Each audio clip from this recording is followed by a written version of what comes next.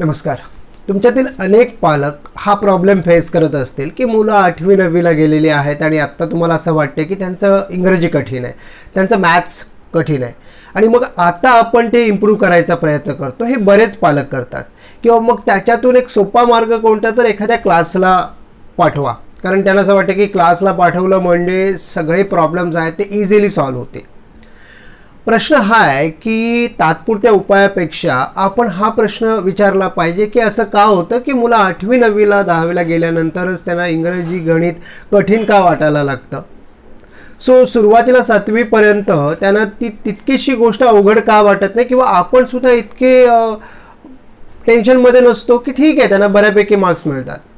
याचा विचार पालक बऱ्याच वेळा करत नाहीत की एक्झॅक्टली असं का होतं.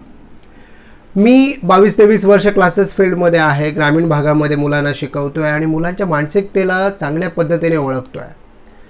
मला असं वाटतं की पालक काय करतायत, जी सुरुवातीची त्यांची जडणघडण जी असते ती 1ली ते 4थी, मी नेहमी म्हणतो की प्राथमिक शिक्षक हा सगळ्यात महत्त्वाचा भाग आहे कुठल्याही विद्यार्थ्याच्या विकासामध्ये.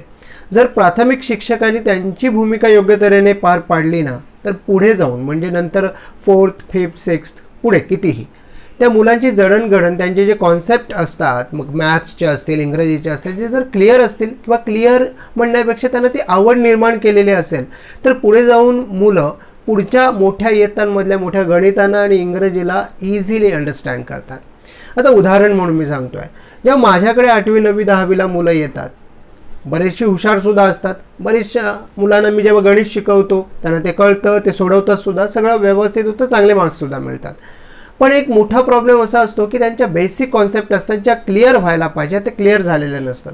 आता उदाहरणार्थ म्हणून मी सांगतो, जेव्हा मी 9वीच्या मुलांना विचारतो की स्क्वेअर पटकन कसा काढायचा, किंवा एखादं पॉईंटचे ॲडिशन्स, सबट्रॅक्शन्स किंवा इक्वेशन सोडवणं कसं असतं, ते त्या मुलांना जमत नाही, किंवा काहींना जमतं पण उत्तरापर्यंत पोहोचत नाहीत. म्हणजे मी हे हुशार मुलांबद्दल बोलतो आहे.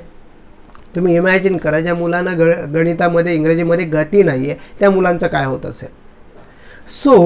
आपण हा प्रयत्न केला पाहिजे की मुलं जेव्हा 1ली ते 4थीला आहेत, म्हणजे पहिल्या अवस्थेमध्ये, त्यावेळी खऱ्या अर्थाने पालकांनी सुद्धा शिक्षकांच्या भूमिकेत असायला पाहिजे. फक्त तुम्ही शाळेमध्ये पाठवताय मुलांना आणि तुम्ही जर अपेक्षा करताय की त्यांची प्रगती होईल, तर अशी मुलं ना मला वाटते की मोजकीच असतात. एक 5% मी म्हणेन. जर 100 मुलं असतील तर त्यातली 5% मुलं फक्त हे करू शकतील, पण 95% मुलांना थोडं ॲडिशनल एक्स्ट्रा माहितीची गरज असायला लागते, किंवा टीचिंग जे पालक सहजासहजी करू शकतात. कारण एक लक्षात घ्या, तुम्ही जेव्हा मुलं 7वी 8वीला जातात तेव्हा त्यांचा जो अभ्यासक्रम असतो तो तुमच्या क्षमतेच्या पलीकडे असेल बऱ्याच जणांच्या. मग तो इंग्रजीचा असू द्या, मॅथ्सचा असू द्या, सायन्सचा असू द्या. मग तुम्ही काय केलं पाहिजे सुरुवातीच्या 1ली ते 4थीमध्ये जर तुमचा आत्ता विद्यार्थी असेल तर तुम्ही एक्झॅक्टली काय केलं पाहिजे. आता बऱ्याच जणांना वाटतं की पुस्तकातले मार्क्स आणि शाळेतल्या परीक्षेतले मार्क्स बऱ्याच वेळा मुलांना, तुम्हाला त्यांचं स्टेटस कळतं किंवा तो हुशार किंवा डबू कळतो. एक लक्षात घ्या, बऱ्याच वेळा मार्क्स हे फसवे असतात, कारण ती परीक्षा होती ती किती लेवलची असते, इझी आहे हार्ड आहे तुम्हाला कळणार नाही आहे. त्याला त्याच्या लेवलचं गणितामध्ये काय यायला पाहिजे किंवा इंग्रजीचं काय यायला पाहिजे. आता आपण गणिताबद्दल बोलूया. बऱ्याच वेळा काय होतं, 4थीपर्यंतच्या मुलांना गणिताच्या ज्या बेसिक क्रिया आहेत, मग त्याच्यामध्ये ॲडिशन, सबट्रॅक्शन्स, मल्टिप्लिकेशन्स, डिव्हिजन ह्या प्रॉपरली येत नाही. बऱ्याच जणांचे पाढे पाठांतर नसतात. पाढे पाठांतर हा काही प्रॉब्लेम नाही आहे. म्हणजे बऱ्याच जणांना असं वाटतं की 30पर्यंत पाढे पाठांतर पाहिजे तरच गणित चांगलं असतं. बिलकुल नाही, असं काही नाही आहे. तुम्ही कमीत कमी 9पर्यंत तरी पाढे तुमचे करायलाच पाहिजे, आणि ते जर करायचे नसतील तर गणित तुम्ही विसरून जा, तुम्हाला तेवढं करावंच लागणार आहे. 9पर्यंत 9पर्यंत तुमचे पाढे पाठांतर असतील आणि ह्या क्रिया ज्या आहेत ह्या तुम्ही चांगल्या पद्धतीने समजून घेतल्यात, मग त्याच्यामध्ये इक्वेशन सोडवणं असेल आणि फास्ट कसं आम्ही विचार करू, ही जी लॉजिक आहे मुलांचं ते डेव्हलप करायला पाहिजे. आता बऱ्याच पालकांना मी जरी असं म्हटलं, कारण काय होतं माहिती आहे का, लेक्चर देणं खूप सोपं आहे, पालकांपर्यंत ते पोहोचेल, पण त्या गोष्टी कृतीत आणणं, इम्प्लिमेंट करणं हे अवघड असतं. त्याच्यासाठी मी लेक्चरही देतो आणि त्याच्यावर सोल्युशन पण देतो. म्हणजे मला फक्त काय लेक्चर देऊन फक्त व्ह्यूज वाढवायचे असतात किंवा यूट्यूबवर यायचं आपलं काहीतरी मोटिवेशनल बोलायचं, हे मला आवडत नाही. कारण मी यूट्यूबर नाही. मी जसं म्हटलं, मी 22-23 वर्ष क्लासेस फील्डमध्ये आहे. मी पहिल्यांदा टीचर आहे, त्यानंतर यूट्यूबर आहे. सो मी सोल्युशन त्याच्यासोबतच देत असतो की जर तुम्हाला तुमच्या मुलांचा मॅथ्स इम्प्रूव्ह करायचं असेल तर डेफिनेटली आपली बेसिक मॅथ्सची एक बॅच असते, ज्याच्यामध्ये मुलांच्या सगळ्या ज्या कॉन्सेप्ट असतात, म्हणजे बेसिक कॉन्सेप्ट, ज्याच्यामध्ये सगळं addition, subtractions, multiplication, division, square root कसे काढायचे, आणि सगळ्यात महत्त्वाचं प्रत्येक गणित 1-2 मिनटामध्ये कसं सोडवायचं, पटकन कशी थिंकिंग करायची. एखाद्याला 34चा टेबल येत नसेल, 34चा पाडा येत नसेल, तरीसुद्धा तो 34ने एखाद्या अंकाला भाग देऊ शकतो का पटकन 1 मिनटामध्ये. सो हे आपलं त्याच्यामधून जी मेंटल ॲबिलिटी आपण म्हणूया की फास्ट थिंकिंग करण्याची, कॅल्क्युलेशन करण्याची जी कॉन्सेप्ट आहे ती मुलांची डेव्हलप केली जाते. हे झालं गणितामध्ये. कारण गणित हा तसं बघायला गेला तर लहानपणापासून तुम्ही किती चांगल्या पद्धतीने करताय त्याच्यावर ते डिपेंड असतं पुढे गेल्यानंतर. अदरवाईज तुम्ही बेसिक कच्चं ठेवलं आणि नंतर 8वी-9वीला जाऊन तुम्ही भले किती मागडा क्लास जॉईन केला, लक्षात घ्या क्लास सगळेच सेम असतात, विद्यार्थी कसा आहे त्याच्यावर बऱ्याच अंशी डिपेंड असतं. हे तुम्ही नेहमी लक्षात ठेवा.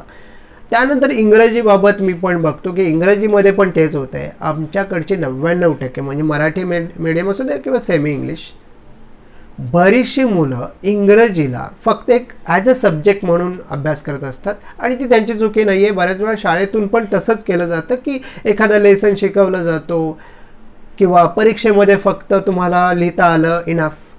इंग्रजी जर शिकायचं असेल तर तुम्ही हे नेहमी लक्षात ठेवा, इंग्रजी 4 लेवलला नेहमी शिकली जाते. एक म्हणजे रीडिंग, रायटिंग, स्पीकिंग आणि लिसनिंग.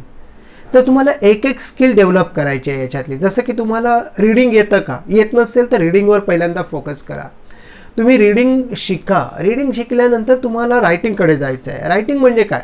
रायटिंग म्हणजे तुम्हाला सिम्पली जर कोणी मराठीमध्ये वाक्य बोलत असेल किंवा तुम्ही मराठीमध्ये बोलत असाल तर तुम्हाला सिम्पली तेवढी ॲबिलिटी तुमच्यामध्ये असायला पाहिजे that you can translate those Marathi sentences in English.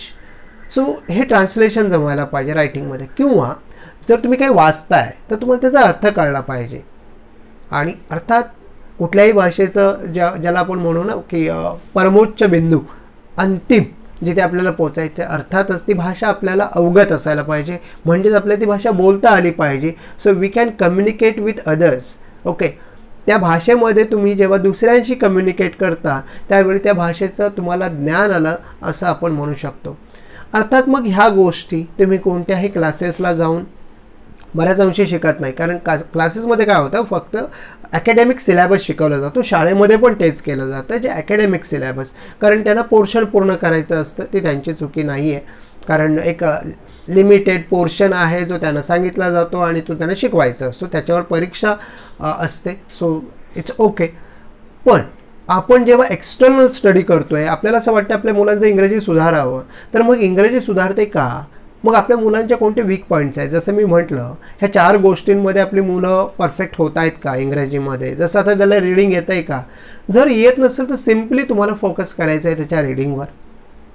जर रीडिंग जमते पण तुम्ही म्हणत सर त्याला लिहिताच येत नाही इंग्रजी स्वतःचं, किंवा जर तो एखादं पुस्तक वाचतोय पण त्याला अर्थच कळत नाही, तर याचा अर्थ तुम्हाला त्याच्या रायटिंगवर फोकस करायचा आहे. आणि जर तुम्हाला असं वाटतं त्याला इंग्रजी लिहिता वगैरे येतं पण बोलण्याचा कॉन्फिडन्स त्याला नाही आहे, सो सिम्पली तुम्हाला त्या गोष्टींवर फोकस करायचा आहे.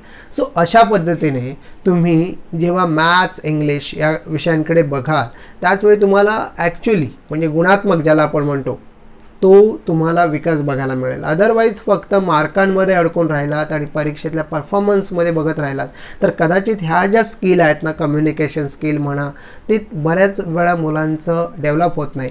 आणि तुम्हाला माहिती आहे, ज्या हायर स्टडीज असतात त्याच्यामध्ये इंग्रजी खूप महत्त्वाचं असतं, इक्वली मॅथ्स.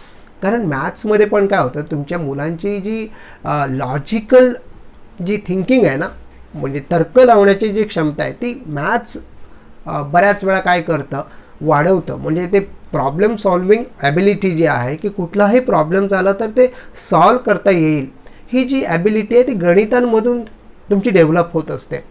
सो मला या लेक्चरमधून तुम्हाला हे सांगायचं आहे की तुम्ही फक्त मुलांना शाळेत टाकलं किंवा क्लासला टाकलं याच्यावर डिपेंड न राहता ॲज अ पॅरेंट्स तुमचंसुद्धा लक्ष पाहिजे की माझ्या मुलाचं गणितामध्ये किती गती आहे, त्याच्यामध्ये काय सुधारणा करायला पाहिजे. अदरवाईज जो फ्लो आहे म्हणजे चाललंय म्हणून चाललंय असं जर तुम्ही करत राहिलात, तो फर्स्टला आहे तो सेकंडला जाईल, सेकंडला आहे तो थर्डला जाईल, तर तो प्रवास चालूच राहणार आहे. बरोबर की नाही? कारण आपलं गव्हर्नमेंट पण सांगता RT ॲक्ट आहे, राईट टू एज्युकेशन, ज्याच्यातून तुम्ही पासच करायला पाहिजे.